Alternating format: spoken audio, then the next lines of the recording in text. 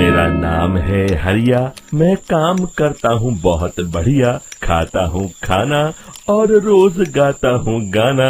अरे यार, आज तो बहुत देर हो गई। इस खतरनाक जंगल को देखकर तो मेरे हाथ पैर ठंडे हो गए हैं।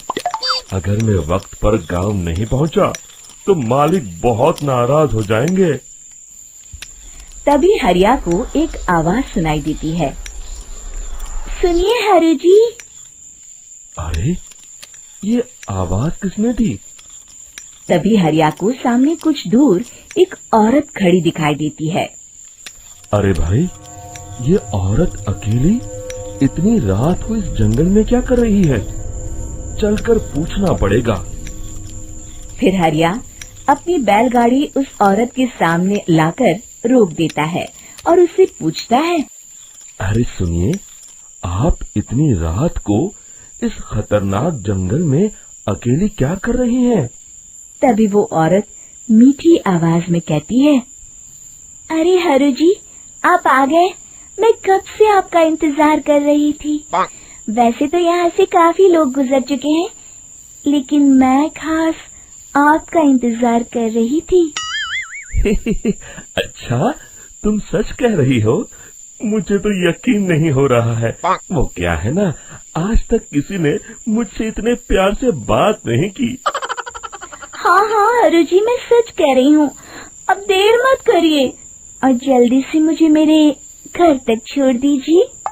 हाँ हाँ, कौन सी बड़ी बात है, अभी छोड़ देता हूँ।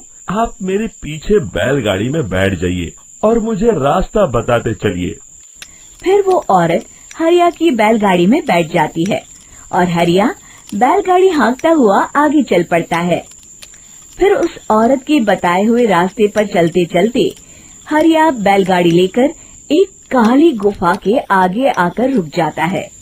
हरिया उस औरत से पूछता है, हाँ देवी जी, आपका घर कहाँ है? यहाँ तो एक गुफा के अलावा और कुछ नहीं है। तभी अचानक वो औरत हवा में उड़ने लगती है।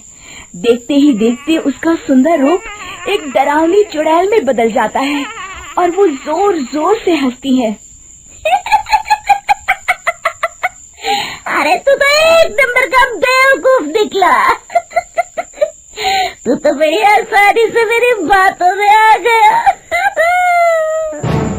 अरे मर गया रे, ये तो एक चुड़ैल है। हे भगवान बचा ले, ये तो बड़ी डरावनी दिखाई दे रही है। और फिर अगले ही पल हरिया की बैलगाड़ी में रखा सारा सामान हवा में उड़ता हुआ उस काली गुफा के अंदर चला जाता है और वो चुड़ैल भी उस गुफा के अंदर जाकर कहीं गायब हो जाती है। हरिया ये नजारा देख बुरी तरह घबरा और परेशान हो जाता है। अरे, ये चुड़ैल तो मेरा सारा सामान लेकर गुफा में गायब हो गई। अब क्या होगा? अगर मैं गांव खाली हाथ गया तो मालिक मेरी अच्छी खबर लेंगे। मेरी इस बात का कोई यकीन भी नहीं करेगा। फिर आखिर वही हुआ। हरिया के मालिक चंपक सेठ को हरिया की किसी भी बात पर रत्ती भर भी यकीन नहीं हुआ। चंपक सेठ को लगा हरिया झूठ बोल रहा है और उसने ही लालच में आकर सारा सामान हड़प कर लिया है। फिर हरिया को बेईमान समझकर चंपक सेठ उसे काम से निकाल देता है। अगले दिन अपनी दुकान में परेशान बैठा चंपक सेठ गुस्से में बड़बड़ाता है। अरे, दुकान में तो सामान बिल्कुल भी नहीं है। अब मुझे ही शहर जाकर सामान लाना होगा। फिर वो अपनी बैलगाड़ी लेकर शहर चला जाता है। शहर से सामान लेकर जब चंपक सेठ वापस गांव लौट रहा होता है, तभी उसे एक आवाज सुनाई देती है। चंपक जी, ओ चंपक जी। अरे, ये तो कोई मेरा नाम लेकर मुझे पुकार रहा है। फिर उस रास्ते में वही औरत खड़ी दिखाई देती है। फिर क्या था, हरिया की तरह चंपक सेठ भी उस औरत के पास अपनी बैलगाड़ी लेकर जाता है और वो भी उसकी चिकनी चुपड़ी बातों के मुंह जाल में फंस जाता है। फिर चुड़ैल उसे भी अपनी गुफा तक ले जाती है और उसका सारा सामान लेकर गुफा में गायब हो जाती है। बेचारा चंपक सेठ लाचार होकर खाली हाथ गांव लौट आता है।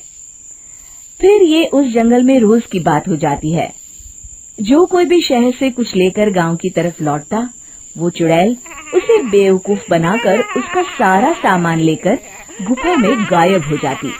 एक दिन हरिया एक लकड़हारे को उसी जंगल की तरफ जाते हुए देखता है। फिर हरिया उसे रोकते हुए कहता है, अरे भाई, क्यों अपनी मौत को दावत दे रहे हो? मेरी बात मानो, आगे जंगल में मत जाओ, वहाँ एक बड़ी भयानक चुड़ैल रहती है। लकड़हारा हरिया की बातों को नजरअंदाज करते हुए कहता है, अरे भाई, मुझे पहले ही बहुत देर हो चुकी है, मुझे जाने दो भाई। शाम तक लकड़ियाँ काट कर शहर के बाजार में बेचना है। तुम अपनी ये कहानी किसी फुर्सत में बैठे इंसान को सुनाओ, मैं तो चला। इतना कहकर लकड़हारा वहाँ से आगे जंगल की तरफ चला जाता है। फिर अगले दिन गांव के मुखिया के घर के बाहर बहुत सारे लोग जमा हो जाते हैं। तभी हाथ में कुल्हाड़ी लिए खड़ा लकड़हारा कहता है, अरे मुखिया जी, अब आप ही हमें बचाइए उस जंगल वाली चुड़ैल से। हमारा सारा काम तो शहर से ही होता है। अरे मुखिया जी, उस चुड़ैल की वजह से तो मैं पूरी तरह बर्बाद हो गया हूँ। हम सबको मिलकर उस चुड़ैल का कोई इलाज करना पड़ेगा।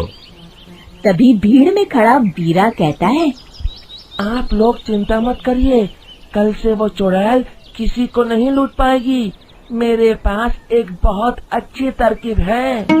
तभी चंपक सेठ उसका मजाक उड़ाते हुए कहता है, अरे तेरा नाम वीरा है तो क्या हुआ? तूने अभी उस चुड़ैल को देखा नहीं है? जाकर अपना काम कर, बड़ा आया। तब मुखिया जी कहते हैं, नहीं चंपक सेठ, मुझे लगता है हमें इस लड़के को एक मौका देना चाहिए। फिर सभी गांव वाले मुखिया जी की बातों से सहमत हो जाते हैं और वीरा शाम को एक बैलगाड़ी में कुछ सामान लादकर उस जंगल की ओर चल देता है। वीरा, ओ वीरा, कहाँ जा रहा है?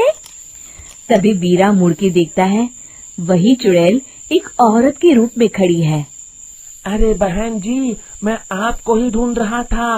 देखिए, मैं आपके लिए क्या लाया हूँ। है? अरे वाह, तो खुद मेरे लिए इतना सामान लाया है। तू ही अकेला गांव में समझदार है। जरा देखो, मैं भी खोल के, बड़े भूख लगी है। जैसे ही चुड़ैल उस सामान पर से कपड़ा हटाती है, एक भगवान शिव की तेज रोशनी उसके अंदर मूर्ति से निकलती है और चुड़ैल अपने असली रूप में आकर जलने लगती है। अरे मैं जल रही हूँ, बचाओ! बचाओ! ओम नमः शिवाय, मर गई मैं! देखते ही देखते वो चुड़ैल राख के साथ उड़ जाती है और सभी गांव वाले भी वहां आ जाते हैं। शिक्षा बुराई पे सदा अच्छाई की ही जीत होती है।